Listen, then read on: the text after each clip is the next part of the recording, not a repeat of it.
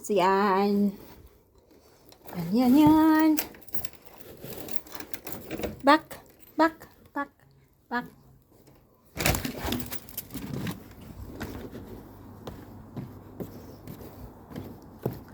So, yan. Nilinis ko kanina. Tinanggal ko yung mga basura. Nandito na yung basura. Graving bukas ka ilalabas namin.